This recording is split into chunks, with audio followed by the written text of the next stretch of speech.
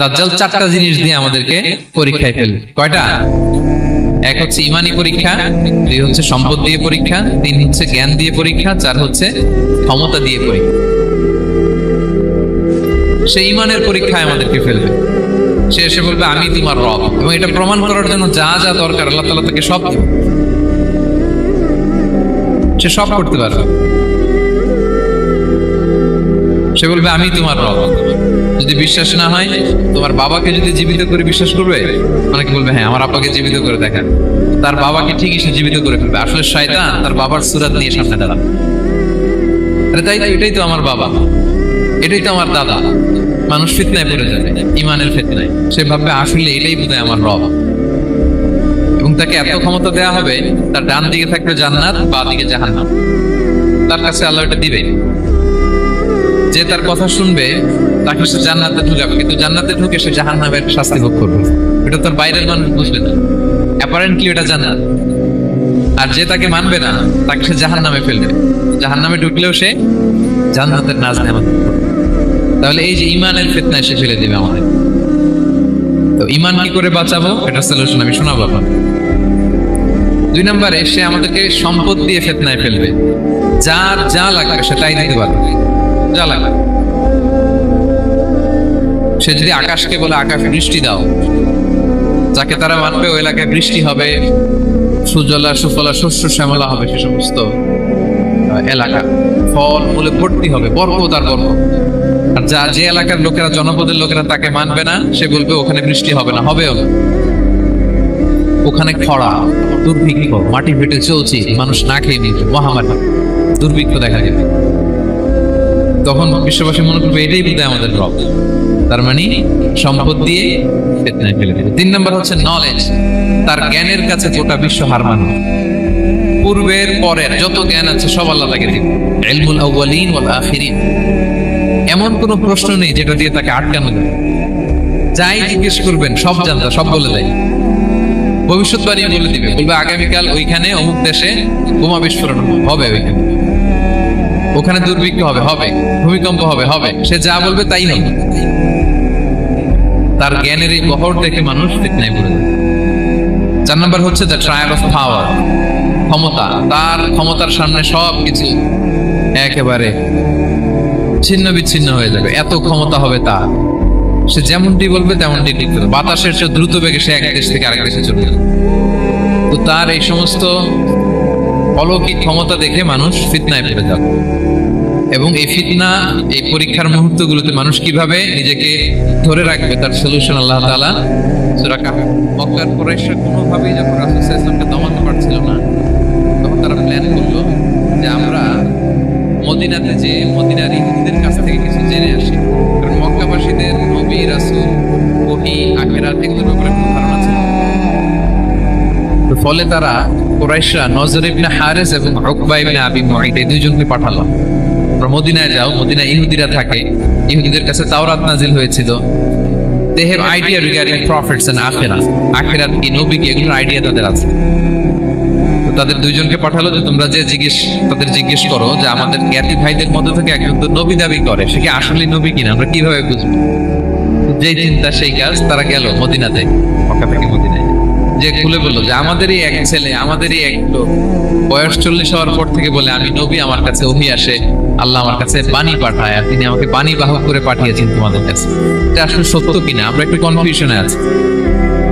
তো ইহুদিরা বলল তোমরা যে তাকে 3টি প্রশ্ন করবে, যদি উত্তর দিতে পারে বুঝবে সত্য নবী।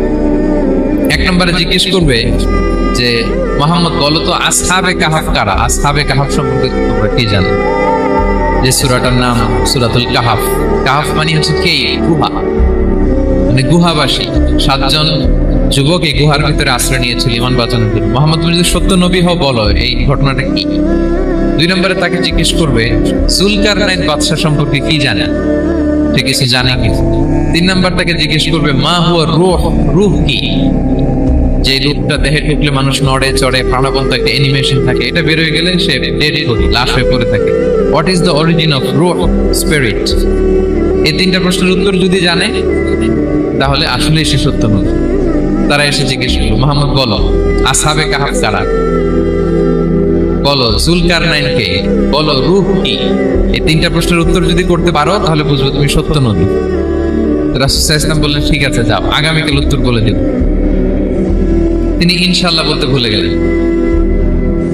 রাসূল সাল্লাল্লাহু আলাইহি ওয়াসাল্লামের ধারণা ছিল প্রতিদিনই তো জিবরাইল কোরআনের আয়াত নিয়ে আসে, তারই ধারাবাহিকতায় আগামীকাল আসবে, আমি জিজ্ঞেস করে নিব এই তিনটা প্রশ্ন। তারপরের দিন সবাই এসে হাজির, কিন্তু জিবরাইল আলাইহিস সালাম আসেনি। রাসূল সাল্লাল্লাহু আলাইহি ওয়াসাল্লাম একটু বিব্রতকর পরিস্থিতিতে বললেন। তারা বলল তুমি তো আজকে অ্যাপয়েন্টমেন্ট দিয়েছো, ডেট দিয়েছো, বলো উত্তর বলো। রাসূল সাল্লাল্লাহু আলাইহি ওয়াসাল্লাম বলল আজকে না, আগামীকাল বলে দিলাম। রাসূল সাল্লাল্লাহু আলাইহি ওয়াসাল্লাম ইনশাআল্লাহ কথাটা মনে করতে পারতেছেন না। এরপরের দিনও তারা এসে হাজির, কিন্তু রাসূল সাল্লাল্লাহু আলাইহি ওয়াসাল্লাম উত্তর দিতে পারতেছেন না। তারপরের দিন এভাবে পিছাচ্ছেন, রাসূল সাল্লাল্লাহু আলাইহি ওয়াসাল্লাম ডেট দিচ্ছেন। এভাবে একদিন, দুই দিন, 3 দিন না, 15 দিন। কয়দিন? এদিকে তো এই প্রশ্নের উত্তর জানার জন্য এখন একজন দুজন আসে, দলে বলে কাফিররা আসে, কারণ রাসূল সাল্লাল্লাহু আলাইহি ওয়াসাল্লামকে এখানে অপমান করা যাচ্ছে, ছোট করা যাচ্ছে, হেয় করা যাচ্ছে। তারা এসে হাসাহাসি করে। আবু বকর, ওমর রাদিয়াল্লাহু আনহুকে বলে দেখো তোমরা না বলছো সত্য নবী, সত্য নবী হলে তো প্রথম দিন উত্তর দিয়ে দিতে পারতো, পারে না কেন? এটা থেকে বোঝা যাচ্ছে তিনি আসলে মিথ্যাবাদী। 15 দিন রাসূল সাল্লাল্লাহু আলাইহি ওয়াসাল্লামের জন্য এত বিব্রতকর পরিস্থিতি আর ছিল না। 15 দিন পর আল্লাহ তাআলা আয়াত নাযিল করলেন, ওয়ালা তাকুলান্না বিশাইইন ইন্নী ফাইলুন যালিকা গাদা ইল্লা আইয়াশা আল্লাহ। অর্থাৎ হে নবী, ভবিষ্যতের কোনো কাজ যখন ওয়াদা দিবেন, কমিটমেন্ট করবেন, আপনি আইয়াশা আল্লাহ মানে ইনশাআল্লাহ বলা ছাড়া কখনো দিবেন না। রাসূল সাল্লাল্লাহু আলাইহি ওয়াসাল্লামকে শিক্ষা দেওয়ার মধ্য দিয়ে বেসিক্যালি আল্লাহ তাআলা গোটা মুসলিম উম্মাহকে শিক্ষা দিলেন, আমাদেরকে শিক্ষা দিলেন, যাতে আমরা ভবিষ্যতের কাজে আগে ইনশাআল্লাহ বলি। রাসূল সাল্লাল্লাহু আলাইহি ওয়াসাল্লাম লেসনটা পেলেন। এরপর আল্লাহ তাআলা উত্তর জানিয়ে দিলেন, আম হাসিবিতা আন্না আসহাবাল কাহফি ওয়ার রাকিম কানু মিন আয়াতিনা আজাবা। টানা 2 পৃষ্ঠা উত্তর দিলেন আসহাবুল কাহফ কারা। তাওরাত, জাবুর, ইনজিলে কোথাও এত বিস্তারিত উত্তর নাই আসহাবে কাহফ কারা। আল্লাহ তাআলা আল কাহফ, সূরাতুল কাহফ নামে গুহাবাসীদের নামে একটা সূরা দিলেন, বিস্তারিত 2 পৃষ্ঠায় বর্ণনা করলেন তারা কারা। কুরাইশ শুধু তাআজ্জুব বনে গেল, ঘটনা কি, এর উত্তর কিভাবে জানেন? তো কারো কাছে পড়ে নাই, লেখে নাই, এই দেশের বাইরেও কোথাও যায় নাই। দ্বিতীয় প্রশ্ন ছিল জুলকারনাইনকে আল্লাহ আয়াত নাযিল করলেন, ওয়াসআলুনাকা আন যিল কারনাইন কুল সাআতলু আলাইকুম মিন যিকরা।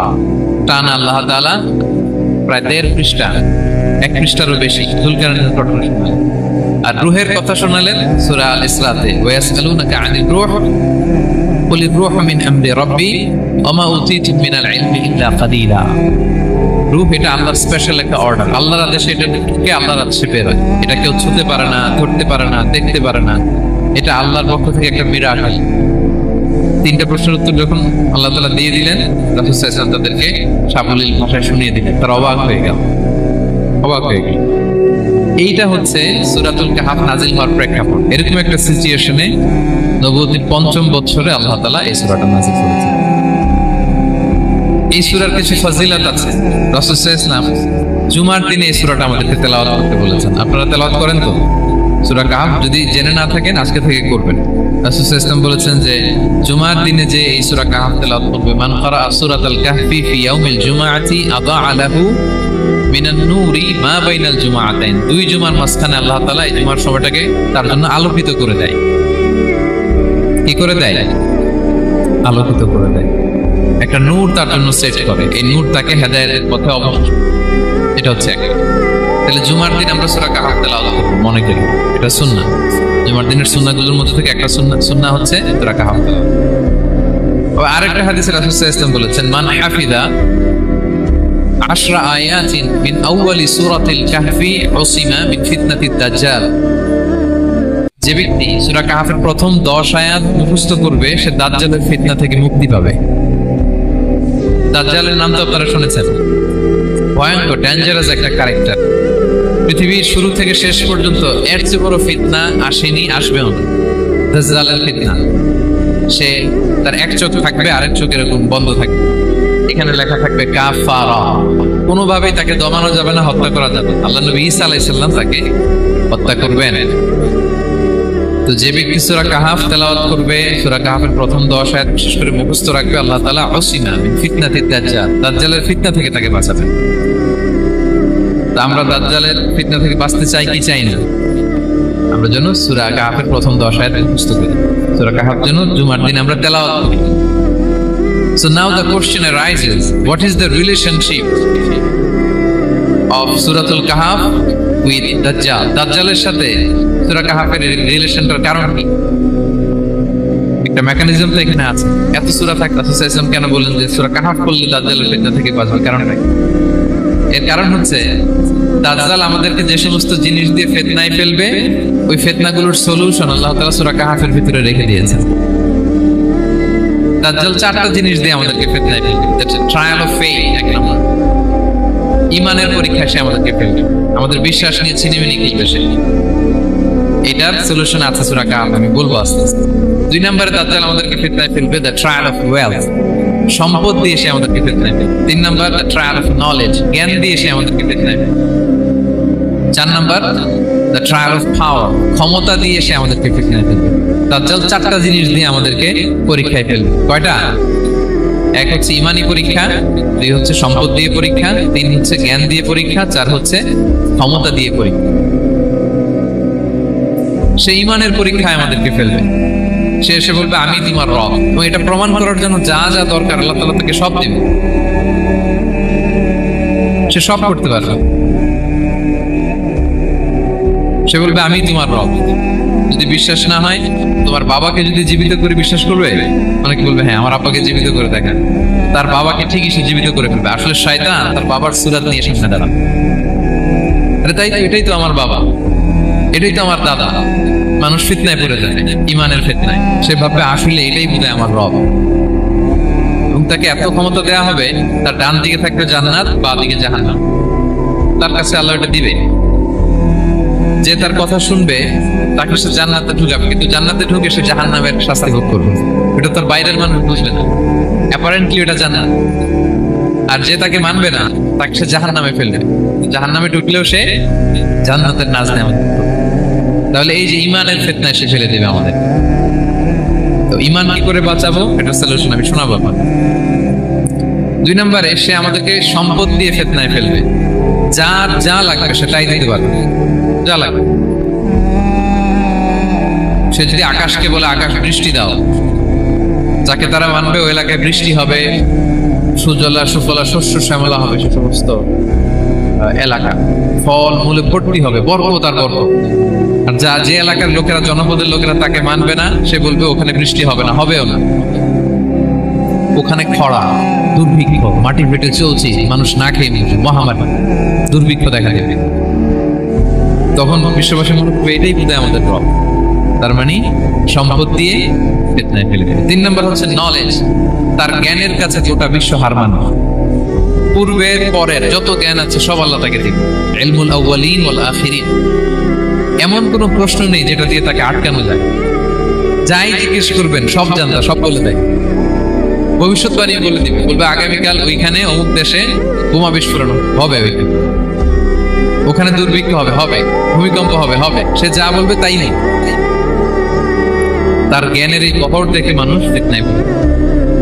চার নম্বর হচ্ছে দ্য ট্রায়াল অফ পাওয়ার, ক্ষমতা। তার ক্ষমতার সামনে সব কিছু একেবারে ছিন্ন বিচ্ছিন্ন হয়ে যাবে, এত ক্ষমতা হবে তার। সে যেমনটি বলবে তেমনটি লিখতে হবে। বাতাসের চেয়ে দ্রুত বেগে সে এক দেশ থেকে আরেক দেশে চলে যাবে। তো তার এই সমস্ত অলৌকিক ক্ষমতা দেখে মানুষ ফিতনায় পড়ে যাবে। এবং এই ফিতনা, এই পরীক্ষার মুহূর্তগুলোতে মানুষ কিভাবে নিজেকে ধরে রাখবে তার সলিউশন আল্লাহ তাআলা সূরা কাহফে দিয়েছেন। এই চারটা ফিতনা থেকে বাঁচার জন্য আল্লাহ সূরা কাহফে চারটা ঘটনা উল্লেখ করেছে। কয়টা? এক নাম্বার হচ্ছে আসহাবে কাহফ, যুবকদের ঘটনা, 7 জন যুবকদের ঘটনা। ঈমান কি করে বাঁচাবেন, সলিউশন। সম্পদের ফিতনা থেকে কিভাবে নিজেকে বাঁচাবেন, এজন্য একজন বাগানওয়ালার ঘটনা আল্লাহ শিখিয়েছেন। জ্ঞানের ফিতনা থেকে কি করে বাঁচবেন, এজন্য আল্লাহ তাআলা মুসা আলাইহিস সালাম এবং খিজির আলাইহিস সালামের ঘটনা সেখানে উল্লেখ করেছেন।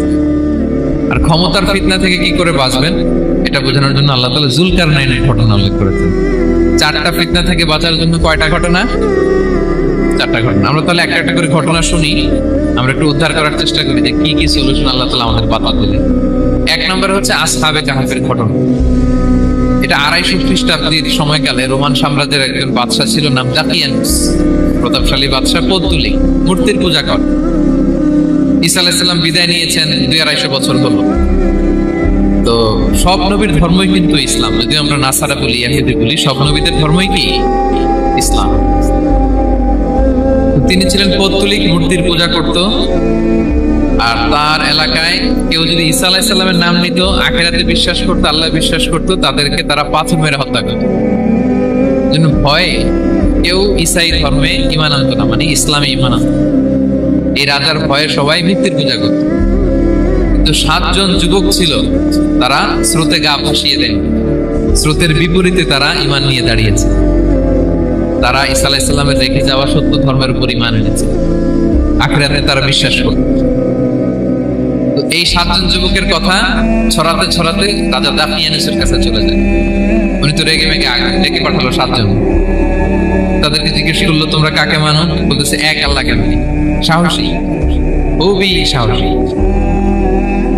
বলতেছে তুমি কি জানো তোমরা কার সামনে কথা বলতেছো? আমি তোমাদেরকে মৃত্যুদণ্ড দিতে পারি। তারা বলে দেন, কিন্তু আমরা সব বিসর্জন দিলেও ঈমান বিসর্জন দিতে পারবো না। উনি বললেন, তোমরা যুবক মানুষ, রক্ত গরম, আবেগে কথা বলতেছো, 3 দিন সময় দিলাম, যাও। ঈসার নাম ভুলে যাও, আখিরাত ভুলে যাও, আল্লাহর নাম ভুলে যাও। 3 দিন পরে তোমাদেরকে আবার ইন্টারভিউ নেবে। ওই দিন যদি একই কথা বলো, পাথর মেরে 7 জনকে দুনিয়া থেকে উড়িয়ে দিন। তারা চলে গেল। এবার 7 বন্ধু মিলে পরামর্শ করতে লাগলো, কি করতে পারি আমরা? এই গুণে ধরা সমাজকে আমরা কিভাবে বাঁচাবো? এই পৌত্তলিকতার ছোবল থেকে এই ইফসিস নগরীকে বাঁচাবো কি করে? নগরীটার নাম ছিল ইফসিস নগরী। বর্তমানে এটা তুরস্কের ইজমির শহরে অবস্থিত। এখনো জায়গাটা প্রত্নতাত্ত্বিকদের ইয়েতে সংরক্ষিত, এখনো টুরিস্টরা যায়। তো তারা বললো, আমরা ঈমান বিসর্জন দেব না, যদি আমরা ওদের কথা মেনে নিই আমরা তো মুশরিক হয়ে গেলাম। চলো আমরা এক কাজ করি, আমরা এলাকা ছেড়ে দিই। এই 7 যুবক আল্লাহর উপর ভরসা করে তারা বাড়ি ঘর, আত্মীয় স্বজন সব ছেড়ে দিয়ে, লোকালয় ছেড়ে দূরে একটা পাহাড়ের ভেতরে আশ্রয় নিল। পাহাড়ের ভেতরে একটা গুহা ছিল। এই গুহাকে আরবিতে বলে আল কাহাফ। কি বলে? সূরার নাম কি? সূরাতুল কাহাফ। তো তাদের সাথে সাথে একটা কুকুরও যাচ্ছে। তারা বারবার তাড়িয়ে দেওয়ার চেষ্টা করতেছিল কুকুরটাকে, যাতে না যায়, কিন্তু কুকুর শুধু কান্না করে সাথে যাওয়ার জন্য ঘেউ ঘেউ করতেছিল। এই কুকুরটাকেও সাথে নিল। ভালো মানুষদের সাথে থাকলে কি হয় দেখেন, এই কুকুরের কথা, যেহেতু 7 জন ইমানদারের সাথে একটা কুকুর ছিল, এই কুকুরের কথা আল্লাহ সূরাতুল কাহাফে উল্লেখ করে দিয়েছে। কালবুহুম বাসিতুন যিরাআইহি বিল ওয়াসি। তো তারা ভিতরে গেল, যে প্রচন্ড ক্লান্ত, তারা ঘুমিয়ে পড়ল। কি করলো? এই এক ঘুমে আল্লাহ 309 বছর কাটাই দিলেন। কয়শো 9 বছর? 9 বছর ঘুম, সব ঘুম, প্রচন্ড ঘুম যেন আর কাটে না। 309 বছর পরে এরা জাগে। এখন খুব ক্ষুধা, ঘুমে আর মন ভাঙতেছে। আর একজন একজন জিজ্ঞেস করতেছে, কি লম্বা সময় ঘুম দিলাম বোধহয় আমরা? একজন বলতেছে, হ্যাঁ মনে সারাদিনই ঘুমাইছি আমরা। আরেকজন বলতেছে, না না সারাদিন না, দিনের কিছু অংশ হয়তো ঘুমাইছি। আসলে কয় বছর ঘুমাইছে? 309 বছর। এদিকে সভ্যতার তো চেঞ্জ। এখানে ওই দাকিয়ানুস মরে, এর ছেলে মরে, এর নাতি মরে, পুতি মরে, এখন 6ষ্ঠ নম্বর রাজা আসছে। প্রজন্মের পর প্রজন্ম তো শেষ। 309 বছরে কমপক্ষে 4-5টা জেনারেশন চেঞ্জ হবে। জেনারেশন চেঞ্জ হয়ে, এলাকা চেঞ্জ হয়ে, তারা যে স্বপ্ন দেখেছিল এই ইফসিস নগরীতে কালিমার পতাকা উঠবে, তাদের স্বপ্ন আল্লাহ বাস্তবায়ন করেছে। 309 বছরের ব্যবধানে এই এলাকার সবাই মুসলিম হয়ে গেছে। আল্লাহ চাইছিলেন ওদেরকে দেখাবে এটা, স্বপ্নটা যে বাস্তবায়ন হয়েছে এটা দেখাবে। ঘুম থেকে উঠছে, একজনকে তারা বললো যে লুকায় লুকায় চাদর মুড়ি দিয়ে কিছু রুটি নিয়ে আসো বাজার থেকে, যাতে তোমাকে না চিনে। চাদর মুড়ি দিয়ে যাও। কিছু পয়সা ছিল, মুদ্রা দিয়ে দিছে। তো সে যে যখন দোকানদারের কাছ থেকে রুটি নিয়েছে আর মুদ্রা দিছে, দোকানদার বলে, এই মুদ্রা কোথা থেকে আসলো? 309 বছর আগে মালয়েশিয়াতে রিঙ্গিট ছিল কিনা জানি না, যেভাবে ওরা ট্রানজাকশন করতে পারে যেটা ছিল, ওইটা যদি এখন কেউ দেয়, রাজধানী বিলাসে খাবার পাওয়া যাবে? হ্যাঁ। তো রুটিওয়ালা বলে, তুমি বর্তমান সময়ের মুদ্রা দাও, এটা দিচ্ছ কেন? বলতেছে, এটা তো বর্তমান সময়ের মুদ্রা। বলতেছে, এই যে মুদ্রার মধ্যে দেখো কোন সালের সিল দেওয়া, এটা তো শত শত বছর আগে। বলতেছে, কি বলে শত বছর আগে? আমি তো আজকে সকালেই বাজার করলাম। ওই বাজার করে যে টাকাগুলো ছিল ওইটাই তো পকেটে। বলে কি, নিশ্চয়ই তুমি গুপ্তধনের সন্ধান পেয়েছো, হিডেন ট্রেজার। বলো, মানে তার সাথে এদের কথাবার্তা কিছু মিলতেছে। পরে তাকে ধরে ওই সময়কার রাজার কাছে নিয়ে গেছে। ওই রাজা আবার মুসলিম, সবাই মুসলিম তো হয়। সে যা বলে এরাও তো বিশ্বাস করে না, এরাও যা বলে এও বিশ্বাস করে না। আর এলাকায় এর বাড়ি ঘর আসবে কোথেকে? এর নাতি পুতি যা আছে 5-6 পুরুষ তো মরে সবাই কবরে। তখন তার কথা শুনে সবাই অবাক। তো এটা মিলানোর জন্য তারা 309 বছর আগের দাকিয়ানুস বাদশার সরকারি যে নথিপত্র, পুরাতন ছিঁড়া নথিপত্র তারা বের করে দেখেন ঠিকই দাকিয়ানুস নামে এক বাদশা ছিল। আর অনেক শত শত বছর আগে মোস্ট ওয়ান্টেড 7 জন যুবক ছিল যাদের ব্যাপারে এক্সিকিউশনের অর্ডার ছিল। এখন দেখে তারা অবাক। লম্বা ঘটনা আমি শর্ট করে বলতেছি। পরে সবাই মিলে তাকে সহ গুহায় গেল। গুহায় যাওয়ার পরে সে বাকিদেরকে ডাকতে গুহার ভিতরে ঢুকলো। আল্লাহ তাআলা 7 জনকে ওইখানে মৃত্যু দিয়ে দিলেন। চিরকালের জন্য এই 7 জন ঘুমায় ফেলল। আর এলাকাবাসী রাধা সহ এখানে তারা একটা মসজিদ নির্মাণ করল। This is the story of আসহাবে কাহাফ। এলাকাবাসী যদিও মুসলিম হয়েছিল, কিন্তু আখিরাতের ব্যাপারে তাদের একটা সন্দেহ ছিল যে আসলে মানুষ মরার পরে কি আবার জীবিত হবে? মৃত্যুবরণ করার পরে আবার মানুষ জীবিত হবে? তাদের মনের মধ্যে একটা সন্দেহ ছিল যে আসলে মারা গেলে মানুষ আবার উঠতে পারে। তাদের এই সন্দেহ দূর করার জন্য আল্লাহ তাআলা এই 7 জনকে 309 বছর ঘুম পাড়িয়ে আবার জীবিত করলেন। সুবহানাল্লাহ। তাহলে ঈমান কিভাবে বাঁচাতে হয় এটার প্রেরণা আমরা এই 7 যুবকের কাছ থেকে পাই। এখানে যেটা আমরা শিখি প্রিয় ভাইরা, 1 নম্বর লেসন হচ্ছে আমাদের গুড কোম্পানি লাগবে, রাইটাস পিপল, মানে আমাদের সার্কেলটা ভালো হইতে হবে। তাদের 7 জনের সার্কেলটা খুব ভালো ছিল, ফলে তারা বিপথে যায় না এবং তারা এমন শক্ত সিদ্ধান্ত নিয়েছে যে আল্লাহ তাআলা সেটাতে বরকত দিয়েছেন। গোটা সমাজকে আল্লাহ তাআলা চেঞ্জ করে দিয়েছে। এটা হচ্ছে 1 নম্বর লেসন। আপনি ঈমান বাঁচাতে হলে আপনার সার্কেল ভালো লাগবে। বুঝবেন যে এলাকায় যাবেন ওখানে নামাজি সার্কেল কারা আছে, ওখানে জ্ঞানী গুণী সার্কেল কারা আছে, ওখানে ভালো কাজ করতে চায়, একে অপরকে সহযোগিতা করে, কল্যাণের পথের যাত্রী কারা আছে বুঝতে হবে আপনাকে। বুঝে ওই সার্কেলে আপনি যুক্ত হবে, তাইলে ঈমান বাঁচানো যাবে। ক্লিয়ার? 2 নাম্বার হচ্ছে conflict between believers and disbelievers it's universal. সত্য মিথ্যার লড়াই এটা চিরন্তন, আজীবন থাকবে। এটা ওনাদেরও ছিল, এখনো আমাদের লড়াই করে যেতে হচ্ছে, আমাদের ভবিষ্যৎ প্রজন্ম করবে। এই লড়াইটা আমরা করে যেতে চাই। কি বলেন? হ্যাঁ, থামা যাবে না? আমরা থামতে আসিনি, আমরা এই লড়াইটা করে যাব। আমরা সত্যের কথা বলেই যাব ইনশাআল্লাহ। বলেন 3 নাম্বার হচ্ছে যে লেসনটা আমরা পাই, অনেকগুলো লেসন, আমি খুব প্রেসাইজলি বলতেছি। যুবকরা চাইলে একটা সমাজকে পাল্টে দিতে পারে। এই পৃথিবীতে যত বড় বড় বিপ্লব হয়েছে এগুলো যুবকরা এনেছে। তারা হচ্ছে সভ্যতা করার কারিগর। আসহাবে কাহাফ আমাদের এই সময়ের নওজওয়ানদের জন্য প্রেরণা। তারা আমাদের জন্য প্রেরণার বাতিঘর। তারা যেমনি ঈমানকে রক্ষা করেছে, আমাদের যুবকরা চাইলেও তাদের ঈমানি চেতনাতে স্পিরিট দিয়ে সমাজটাকে পাল্টে দিতে পারে। কি বলেন? এখানে বেশিরভাগই তো যুবক। হ্যাঁ, গুড সার্কেলে থাকবেন তো আপনারা? সত্যের পক্ষে সবাই থাকবেন তো? আল্লাহ কবুল করুন। আচ্ছা, এবার 2 নাম্বার ছিল সম্পদের ফিতনা, কিভাবে বাঁচবেন। আসহাবে কাহাফের পরে সূরা কাহাফে আল্লাহ তাআলা একজন বাগানওয়ালার ঘটনা বলেছে। 2 জন বন্ধু, একজন একটু গরিব, সে বিশ্বাসী, আরেকজন ধনী, সে অবিশ্বাসী। তাকে আল্লাহ তাআলা বিশাল বড় খেজুরের বাগান আর আঙ্গুরের বাগান দিয়েছেন, বিশাল, অনেক বড় বিজনেস ম্যাগনেট। তো এই সম্পদের অহংকার সে করত। সে প্রায় তার গরিব বন্ধুকে বলতো যে তোর চেয়ে আমার সম্পদও বেশি, সন্তানও বেশি, জনবল বেশি, লোকবল বেশি, অর্থবল বেশি, সব বেশি। অহংকারে তার পা মাটিতে পড়ত আর সে আখিরাতে অবিশ্বাস করত এবং সে বলতো যে এই সম্পদ আমারে বাঁচাবে, চিরকাল আমাকে স্মরণীয় করে রাখবে, এই সম্পদ কোনোদিন যাবে না। অনেক বড় বড় ধনীরা আছে, তারা এরকম মনে করে যে আমি এত বড় সিআইপি, আমি এত বড় বিজনেস ম্যাগনেট, এই দিন বোধহয় আর চেঞ্জ হতে পারে না, আমার আজীবনই বোধহয় এত পাওয়ার থাকবে, এত সম্পদ থাকবে। এটা ভুল ধারণা। এটা কি ধারণা? এই যে তুরস্কে দুর্ভিক্ষ হইল না, আপনারা দেখছেন না যে অনেক সম্পদের মালিক বাড়ি ঘর ভেঙে রাস্তার ফকির। এখন ওই যে রিফিউজিদের জন্য যে খাবার আসছে ওখানে লাইনে দাঁড়াইছে, কারণ এখন লাইনে না দাঁড়ালে খাবারও তো মিলবে না। 1000 কোটি টাকার মালিক ছিল, ভেঙে চুরে সব শেষ। এখন রিলিফের নেওয়ার জন্য দুস্থদের কাতারে ওখানে দাঁড়াইছে, কারণ দাঁড়াইলেই কিছু খাবার পাওয়া যাবে, খিচুড়ি পাওয়া যাবে, তা না হলে তো খাবারটাও মিলবে না। এই যে বঙ্গবাজারে আগুন লাগলো আমাদের বাংলাদেশে, 20টা-25টা দোকান ছিল অনেকের যাদের অন্যান্য বিজনেস আছে তারা হয়তো সার্ভাইভ করতে পারতেছে, কিন্তু এমন অনেক ব্যবসায়ী ছিল সব শেষ, জ্বলে পুড়ে তার টাকা পয়সা পুঁজি স্বপ্ন সব শেষ। ধনীকে গরিব বানাতে আল্লাহর 1 সেকেন্ডও লাগে না। ওই বিশাল প্রাসাদ থেকে টেনে ভাঙ্গা থালা হাতে দিয়ে রাস্তায় নামাইতে আল্লাহ কয় সেকেন্ড লাগে বলেন তো? 1 সেকেন্ডও লাগে না।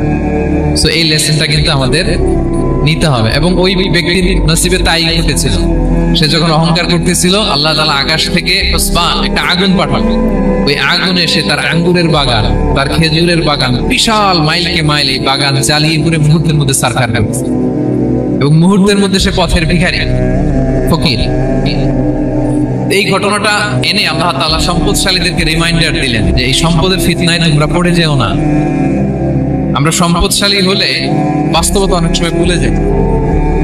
সূরাতুল হুমাযাতে আল্লাহ তাআলা বলেন ইয়াহসাবু আন্না মালাহু আখলাদা, সম্পদশালীরা মনে করে এই সম্পদ আমাকে চিরকাল বাঁচিয়ে রাখবে, চিরকাল বোধহয় এই সম্পদ আমার হাতে থাকবে। না, এটা হাতের ময়লা, আজ আছে কাল নাই, যে কোনো সময় চলে যেতে পারে। এটা হচ্ছে ম্যাটেরিয়ালিস্টিক আউটলুক, বস্তুবাদী চিন্তা থেকে এই আমাদের ধনী ভাইদের এই সমস্যাটা হয়। ভোগবাদী চিন্তার প্রভাব আর কি। সম্পদ যখন হাতে থাকে ধরাকে সরাজ্ঞান করে, মনে করে যে সবই আমার কন্ট্রোলে। না, আপনারে ওই গরিবের কাতারে আনতে, ওই রিলিফের সম্পদ নেয়ার জন্য ওই লাইনে দাঁড় করাইতে আল্লাহর 1 সেকেন্ডও লাগে, এটা খেয়াল রাখতে হবে। আমরা যখন প্রাইভেট কারে চড়ি মাঝে মাঝে অনেকে এসে হাত পাতে, এদেরকে ছোট করা যাবে না। গল্পটা আল্লাহ ভিন্ন করতে আল্লাহর 1 সেকেন্ডও লাগে। ওইদিকে আমি দাঁড়ায় হাত পাততাম আর উনি প্রাইভেট কারে বসে থাকতো, আল্লাহ চাইলে এরকম করতে পারতেন না? সেখান থেকে আমাদের জন্য শিক্ষা হচ্ছে সম্পদ এটা ক্ষণস্থায়ী, আজ আছে কাল নাই, এটা ক্ষণস্থায়ী, এটাকে এভারলাস্টিং মনে করা যাবে না। এভারলাস্টিং হচ্ছে আখিরাত, ওয়ালাল আখিরাতু খায়রুল লাকা মিনাল উলা, আখিরাত তোমার জন্য দুনিয়ার চেয়ে শ্রেষ্ঠ। এবং আল্লাহ তাআলা দৃষ্টান্ত একটা দিয়েছেন যে দুনিয়ার জীবনটা হচ্ছে কামা, ওই পানির মতো যেটা আনজালনাহু মিনাস সামা, আকাশ থেকে নাজিল করেছি। ওই পানি ক্ষেতের মধ্যে পড়ে ফসল, ফুল ফসল হয়েছে, এরপরে যখন ফসল কাটা হয় ওই ক্ষেত খামার এগুলো তৃণলতা হয়ে যায়, ভুসির মতো হয়ে যায়, তখন বাতাসের ঝাপটায় একবার এদিকে যায় একবার ওদিকে যায়। অনেক লম্বা উপমা, আমি সংক্ষেপে বললাম। তো শেষ আউটপুটটা হচ্ছে এটা, সম্পদ এটা মুহূর্তেই চলে যেতে পারে। সম্পদ উপার্জন জায়েজ আছে, মুসলিমরা সম্পদ উপার্জন করতে পারবে, কোনো অসুবিধা নাই। আপনি যদি ধনী হন এটা ভালো, ফলে আপনি যাকাত দিতে পারবেন, অসহায় দুস্থদের সহায়তা করতে পারবেন, কন্ট্রিবিউট করতে পারবেন। আপনি সম্পদ হাতের মুঠোয় নেবেন, কন্ট্রোল করবেন, কিন্তু এই দিকে স্থান দিবেন, দ্যাটস ইট, তাহলেই হবে। আমরা সম্পদ কি করতে পারবো? উপার্জন করতে পারবো, কিন্তু হৃদয়ে স্থান দিতে পারবো না। হৃদয়ে স্থান থাকবে আখিরাতে। এই মাইন্ডসেট যদি আপনি গড়ে তোলেন তাহলে সম্পদের ফিতনা আপনি কখনো করবেন না। এই পয়েন্টটা কি ক্লিয়ার সবার? ক্লিয়ার। 3 নাম্বার ফিতনা ছিল কিসের ফিতনা দেখি কে বলতে পারে? প্রথমটা হচ্ছে বিশ্বাস বা ঈমানের ফিতনা, 2 নাম্বার হচ্ছে সম্পদের ফিতনা, 3 নাম্বার জ্ঞানের ফিতনা। জ্ঞানেরও কিন্তু ইলমেরও একটা গরম আছে, যার ইলম আছে তার মধ্যে এই সমস্যাটা কাজ করে। সেটার জন্য আল্লাহ তাআলা মুসা আলাইহিস সালাম, খিজির আলাইহিস সালামের ঘটনা বলেন। আমি খুব সংক্ষেপে বলবো, সময় কম। মুসা আলাইহিস সালাম হচ্ছে বনি ইসরাইলের নবী, আর খিজির আলাইহিস সালাম কেউ বলেছেন নবী, কেউ বলেছেন আল্লাহর ওলি। আসলে আরবিতে ওনার নাম খদির, আমরা বাংলায় বলি খিজির। খদির মানে সবুজ। উনি যে কোনো জায়গায় বসলে ওখানে মরা গাছ লতা পাতা এগুলো সবুজ হয়ে যেত, অনুর্বর এলাকার উপর দিয়ে হেঁটে গেলে ওটা উর্বর হয়ে যেত। তো মুসা আলাইহিস সালাম একবার ওয়াজ করতেছেন এইভাবে বনি ইসরাইলের সামনে, খুতবা দিচ্ছেন। হঠাৎ এক লোক দাঁড়ায় বলে, ইয়া নবী আল্লাহ, মান আ'লামু ফিল আরদ, বর্তমান পৃথিবীতে সবচেয়ে জ্ঞানী কে? মুসা আলাইহিস সালাম বলেন, ফাকালা আনা, আমি। কি বললেন? আসলে ভুল কিছু বলেন নাই, কারণ প্রত্যেক জামানার নবীকেই আল্লাহ তাআলা সবচেয়ে বেশি জ্ঞান দিয়ে পাঠান, কারণ তার কাছে ওহীর জ্ঞান আসে, অদৃশ্যের খবর আসে, ইলমুল গায়ব আসে। কিন্তু এই উত্তরটা আল্লাহ তাআলার পছন্দ হয়নি। আল্লাহ তাআলা চাচ্ছিলেন মুসা যদি বলতো আল্লাহ তাআলাই জানে কি জ্ঞানী বা আল্লাহই সবচেয়ে জ্ঞানী, এরকম হলে ভালো হতো। তো মুসা আলাইহিস সালাম কি বলছে? আমি। এখন প্রশ্ন করলো সবচেয়ে বড় জ্ঞানী কে? উনি কি বললেন? আমি। এই যে আমি এটাতে ঝামেলা আছে। আমি বড়, আমি জানি, আমি সব, দিস ইজ প্রবলেমেটিক। আল্লাহ এটা পছন্দ করলেন না। আল্লাহ তাআলা মুসা আলাইহিস সালামকে বললেন, মুসা তুমি যে বলছো তুমি জ্ঞানী, না তুমি জ্ঞানী না, তোমার চেয়ে বড় জ্ঞানী আছে। মুসা আলাইহিস সালাম বললেন, তাই নাকি? আমার চেয়ে বড় জ্ঞানী কে? তো আল্লাহ তাআলা বললেন, ইযহাব ইলা মাজমা'il বাহরাইন, দুই সাগর বা দুই নদীর মিলনস্থলে যাও, ওখানে আমার এক বান্দা আছে তোমার চেয়েও জ্ঞানী। মুসা আলাইহিস সালাম বললেন, তাই নাকি?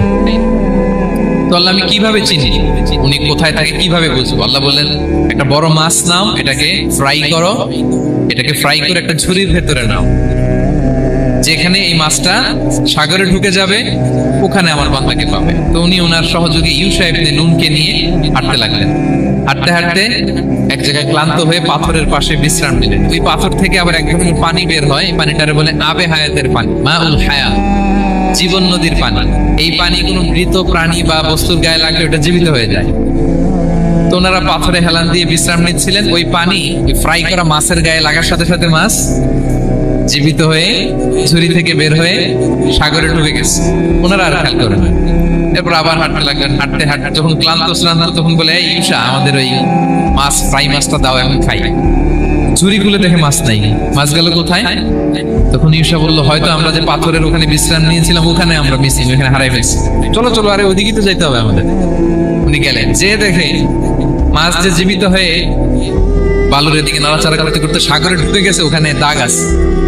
মুসা আলাইহিস সালাম ঢুকলেন সুরঙ্গ, ঢুকে দেখে চাদর গায়ে দিয়ে এক লোক শুয়ে আছে। সালাম দিলেন, আসসালামু আলাইকুম। ওই লোক চাদর আর সরায় না, ভিতর থেকে বলতেছে, ওয়ালাইকুম সালাম। তো চাদরের ভিতর থেকে উনি বলে, মানান, তুমি কে? মুসা আলাইহিস সালাম বললেন, আনা মুসা, আমি মুসা। উনি বলেন, মুসা বনি ইসরাইল, বনি ইসরাইলের মুসা? বললেন, হ্যাঁ। কেন এসেছো? এবার চাদর খুললেন। বলতেছে, আপনার কাছ থেকে কিছু শিখতে আসছি। আল্লাহ বলছে, আপনি নাকি সবচেয়ে বড় জ্ঞানী। আমি ভুল করে বলে ফেলছিলাম আমি। আল্লাহ বলছেন যে আপনি নাকি জ্ঞানী। বলতেছে, না, তুমি আমার জ্ঞান নিতে পারবা না, ওই ধৈর্য শক্তি তোমার নাই। মুসা আলাইহিস সালাম বললেন যে, আপনি যে কোনো শর্তে আমাকে একটু রাখেন কয়েকদিন আপনার সাথে, আমি রাজি। বললেন, না, তুমি পারবা না। মুসা আলাইহিস সালাম জোর করতে লাগলেন। অবশেষে খিদির আলাইহিস সালাম রাজি হলেন। শর্ত হচ্ছে, আমি যাই করি আর না করি আমাকে কোনো প্রশ্ন করা যাবে না।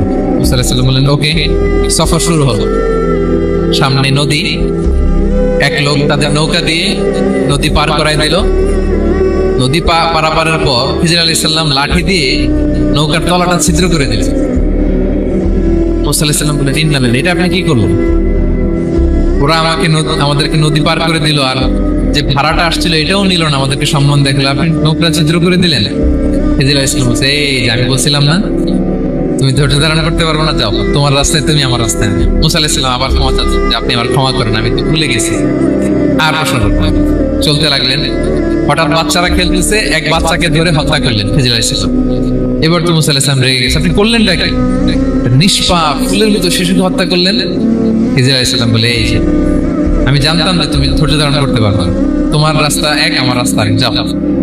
এবার মুসা আলাইহিস সালাম this is the last chance, একটা ফাইনাল চান্স দেন, সুযোগ দেন, আর আমি প্রশ্ন করবো, এটাই লাস্ট।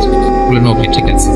হাঁটতে হাঁটতে এক ইহুদি বসতির সামনে যে হাজির, দুজনে খুব ক্ষুধার্ত, খাবার চাইলো, এরা আবার কৃপণ, খাবার দিল না। তো খিজির আলাইহিস সালাম বললেন, ঠিক আছে, খাবার যেতে দিচ্ছেন, আমরা চলে যাই। যাওয়ার পথে দেখতেছে এই এলাকার একটা দেয়াল ভেঙে পড়ে যাবে। উনি বললেন, মুসা, চলো এটা ঠিক করে দেই। দুইজন মিলে প্রচন্ড ক্ষুধায় এটা সেটা এনে দেয়ালটা তৈরি করেছে। মুসা আলাইহিস সালাম তো এমনি রাগী, পেটে আবার ক্ষুধা, আবার বলছে কিছু বলাও যাবে না। তিনি এবার আর প্রশ্ন করেন, বলতেছে, ওরা এত কিপটামি করলো আর আপনি এটা করে দিলেন, আপনি তো চাইলে এটা টাকা নিতে পারতেন, পারিশ্রমিক নিতে পারতেন চাইলে। এই কথা বলার পর খিজির আলাইহিস সালাম বললেন, হাযা ফিরাকু বাইনি ওয়া বাইনি, এখানেই তোমার আমার সেপারেশন, আর সামনে আগানো যাবে না, তোমার কোনো ধৈর্যই নেই। তো এতটুকু তোমাকে আমি বলি যে আমি একটাও আল্লাহর আদেশ ছাড়া করি নাই, আল্লাহর আদেশে আমি করেছি। কি? এক নম্বর হচ্ছে, ওই যে আমাদের ভাড়া নিতে চাইলো না, আমাদেরকে পার করে দিল, নৌকাটা ছিদ্র করেছি কারণ এই এলাকায় এক জালিম বাদশা আছে, সে নৌকা পেলেই গরিব মাঝিদের নৌকা সিজ করে নিয়ে যায়। তো এটাকে যখন তলায় ছিদ্র করে দিছি, এই রাজার লোকেরা এসে দেখবে যে তলা ছিদ্র, পানি ঢুকতেছে, এটা নেবে না, ওরা পরে সামহাও এটা রিপেয়ার করে চালাইতে পারবে। মুসা আলাইহিস সালাম বলে, সুবহানাল্লাহ, তাই তো, এটা তো আমি বুঝতে পারি নাই। আর ওই ছোট শিশুটাকে হত্যা করছি, ও অনেক বড় জালিম হবে এলাকা, তার ফিতনায় এলাকাবাসী তটস্থ থাকবে, সে তার মা বাবাকেও জাহান্নামে নেবে। এজন্য আল্লাহ তাআলা আদেশ দিয়েছেন আমাকে, আল্লাহর আদেশে আমি তাকে হত্যা করেছি।